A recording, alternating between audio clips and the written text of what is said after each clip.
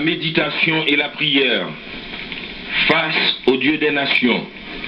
La commémoration de la bataille de Vertières se poursuit à la méditation dont le symbolisme donne lieu à une réflexion qui porte non seulement sur la valeur des héros de Vertières, mais aussi sur la nécessité d'un patriotisme à toute épreuve, sur la profondeur et la limite de tout nationalisme moderne, générateur de progrès social et économique.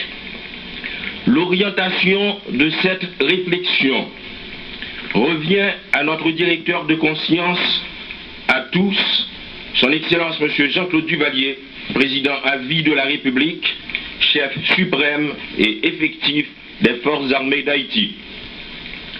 La lecture de l'ordre du jour par le chef de l'État sera introduite par son Excellence M. Jean-Marie Chanoine en sa qualité de ministre d'État chargé de l'information et des relations publiques.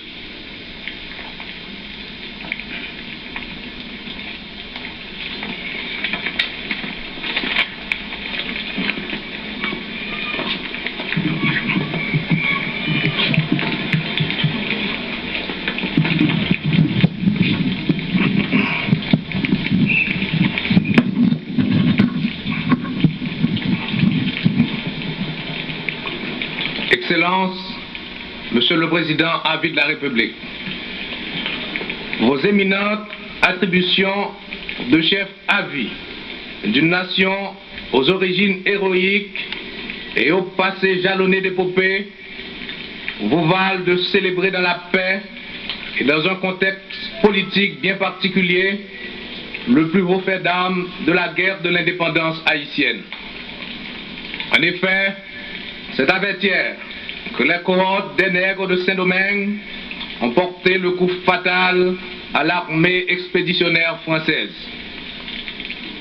Comment, à ce titre, ne pas se souvenir des fiers marrons de la liberté qui, des pentes abruptes de Vertières ou des montagnes inhospitalières du Nord, écrivirent les pages les plus frémissantes de la saga haïtienne. Le courage téméraire de Capois-la-Mort le hissait au rang des titans de l'humanité et des paladins de la liberté du monde noir. Et les légions napoléoniennes baissaient pavillon pour rejoindre le port de départ, surclassé par la détermination farouche d'un peuple qui traînait contre son gré des côtes africaines à la GN saint-domingoise, balayait de manière définitive un système inique basé sur la pire des servitudes et sur la négation des droits de l'homme à disposer de lui-même. D'hier à aujourd'hui, l'idéal qui a embrasé l'âme de nos ancêtres sur la route de la liberté reste le même. Il continue de guider les moindres démarches de cette jeune armée qui, modelée au moule de la révolution au pouvoir, assume avec honneur et dignité le double rôle de gardien vigilant de l'ordre et d'agent actif du développement national.